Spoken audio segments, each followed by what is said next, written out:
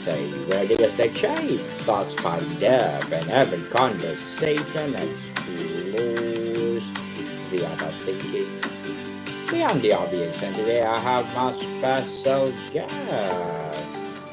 She's the author of several books and the author of Within Me, My Journal of Being, My Infinite Worth. No other than Dr. Victoria Rader. Thank you for having me, Daniel. This is going to be fantastic. It is Dr. Victoria, and can you please introduce more about yourself that I missed? Well, it's interesting. It's great to be with you today because I realized I don't think of myself as the author. And when you were looking, when we were looking for this particular journal, I was sitting there going, "Golly, that's a lot of books." You have a lot of books, And Victoria. Thank you. and I often think of, I think I'm so present to the current project I am in that it goes by, and I often think of every person as being an author of their life. And this particular journal is something that just comes so deeply from my heart, and I'm so deeply present to it right now. So I want to share a little bit about me in the I guess framework of the journal. I have done, Daniel, over the last couple decades, I've done over 15,000 coaching sessions and hundreds of training seminars, spoken to many audiences. And what I have found out, and actually I'm going to do a TEDx on, is that there is one determiner of person's fulfillment in life. And what I found out that determiner to be is how deeply connected and how they understand their worth. In English language, and you and I had a conversation about my other book, Prosper Me, the actual book of universal laws of how to have money work for you. But taking it a step further, in our world today, our net worth, our wealth status has become very correlated to the actual worth, and they have nothing to do. And so many people, when they go through difficult financial circumstance, lose the whole connection to who they are. And it is very devastating to see. We say that your network is your net worth, meaning people that you know, people that you surround yourself with will determine your financial well being. This actually is true and is proven to be true. It is proven that the average well being of who you are, physically, financially, relationally, is the average of five people in that field. So, whatever five people you have in terms of marital status or dating status, whatever their weight or workout habits are, whatever their financial status is, the five closest people to you have the greatest influence on you. And then it is true for every area of your life. So it's true that your network does determine your net worth. But what we need to realize is that it is your worth. It is your net worth, your inner worth, when you are stripped of all of your labels, all of your accomplishments, all of those many books we scrolled through, my doctorate, my labels, when you stripped off all of your labels, what is left within is your net worth. And that worth is infinite. And until you believe that what you do determines your worth, you will keep doing things and running on empty. But when you dig deep and you understand that you are worthy, you are born worthy, and you connect to that worth, then it is that connection to that worth that actually gives you courage to find people that can raise your frequency, that can raise your knowing in all areas of your life. So if you feel unworthy of being loved, You're going to surround yourself with the best friends who are equally unworthy of being loved. And you will sit around and all of you will talk about how unfair the gender you are attracted to is, and so how horrible it is and how rotten the relationship are. Because deep inside, you believe you're unworthy of being loved and cherished and honored. And if deep inside you feel you're unworthy of having a thriving life, then your best friends will be the broke people that will talk about how horrible the economy is, how horrible the government is, how everything is falling apart. And so you will always find social proof of what you believe, and then you will create more of it through your network. But that network is first defined by your inner net worth.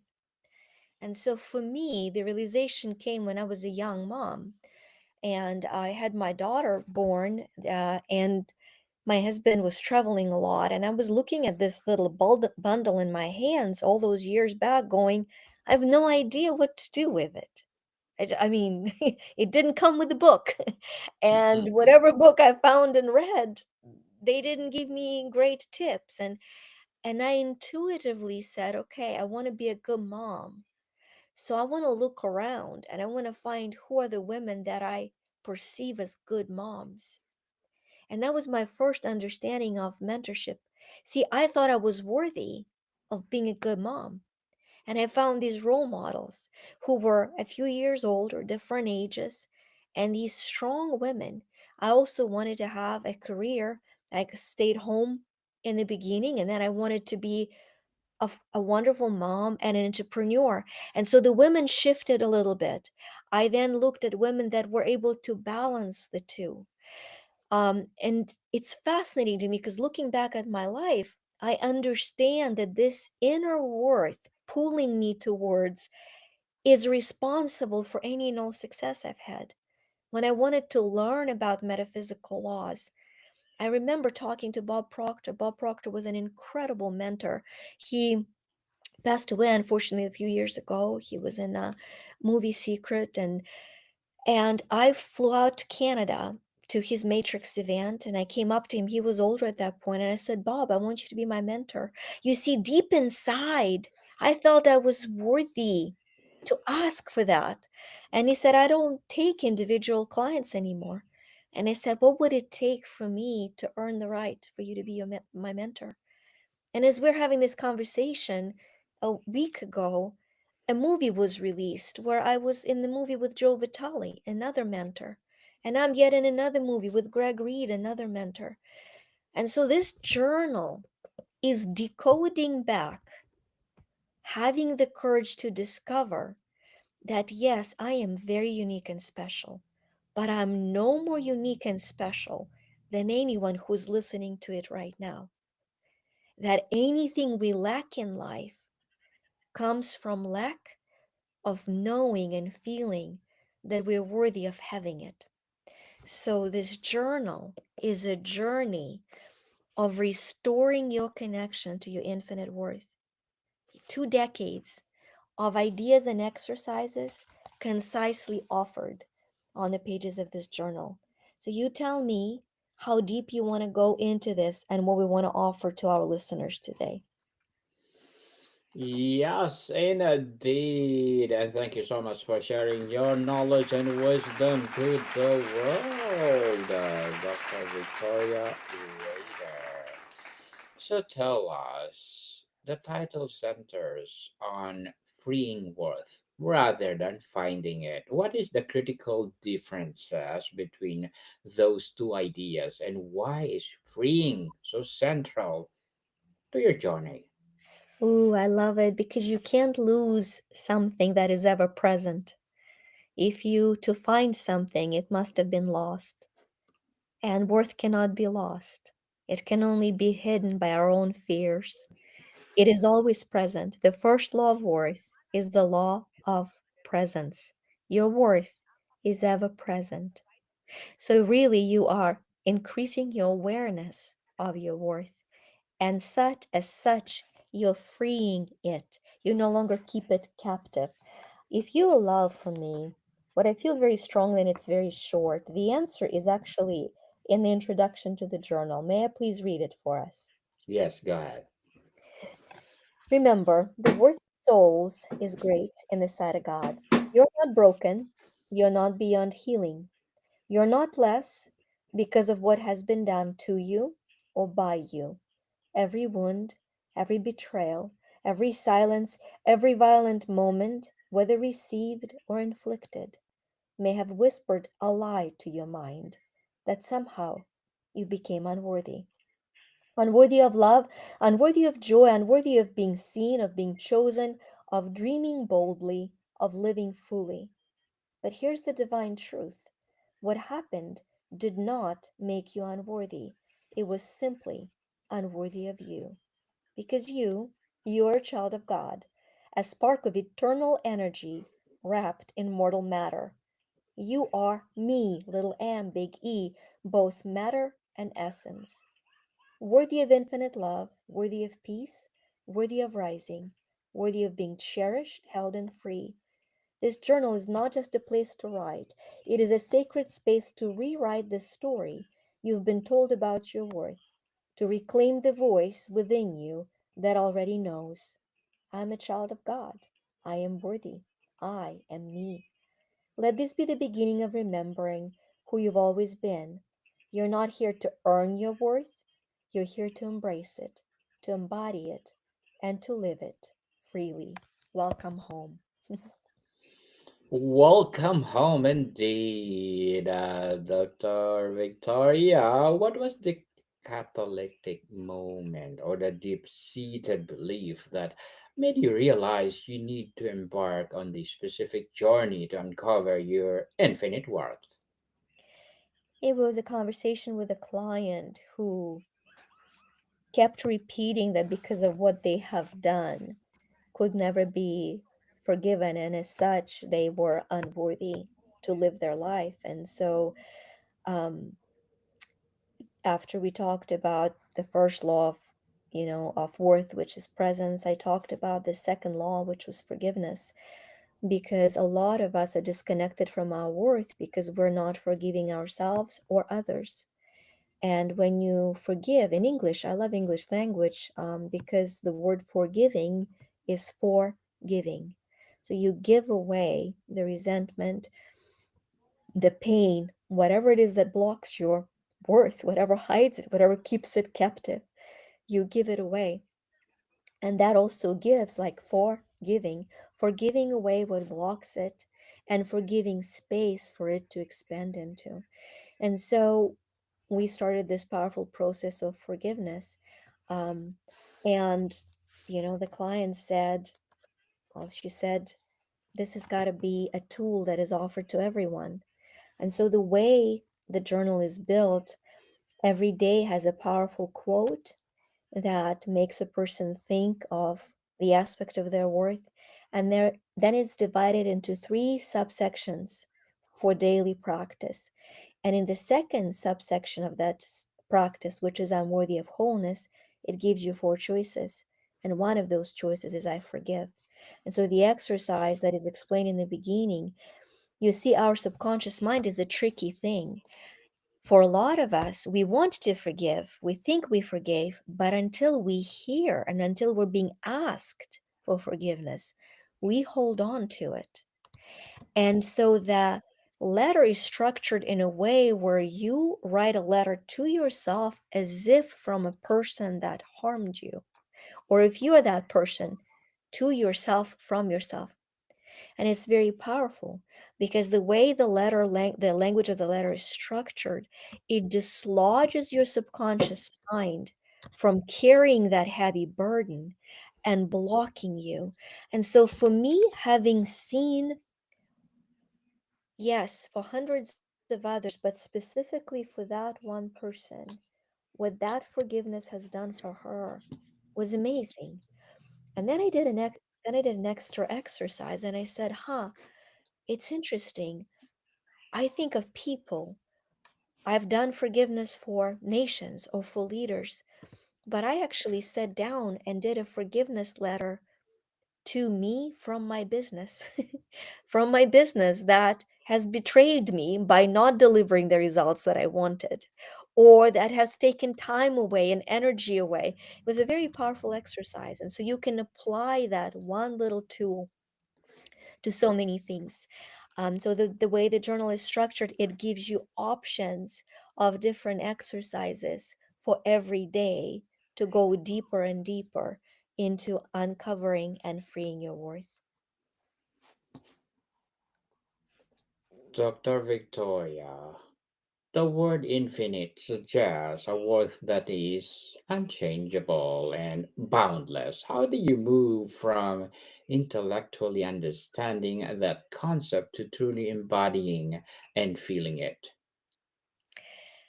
I think that all we have to do is look into the open space, into the cosmos, and just keep looking into space. Infinite is all around us. Now, if we're too preoccupied in what is right there in front of us, we shrink and our world shrinks. But if we just to pause for a second and to ponder, what is universe? What is it to be a part of something endless that is forever expanding into forever? That is the truth. That is a scientifically observable, even though completely misunderstood truth. That is the unchangeable truth. Everything else changes. The one concept that is forever present is infinity.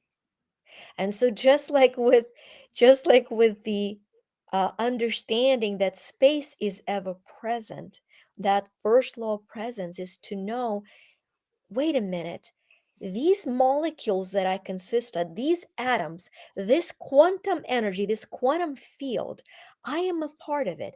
I am an imprint on a quantum mechanical level of this infinity. So let go of spirituality for now. Let go of understanding or attempting to understand your relationship with God. Right here, right now, this very matter consists of atoms, of vibrating electrons, of protons, and of neutrons that are a part of infinite space. You are a part of this fabric. You are irreplaceable. You're a part of the field. You are here. You are now. If the higher consciousness, if the expanding universe had a better version for the space time continuum where you are right now, so would it be. But yet it is not. Yet you, Lucas, are you, and I, Vika, am I. And we are a part of this one quantum field. So, whether we want it or not, infinite is the one true fact. Everything else is changeable. This infinite looked very different when I was 3 years old. This looked very different when I was 25 years old.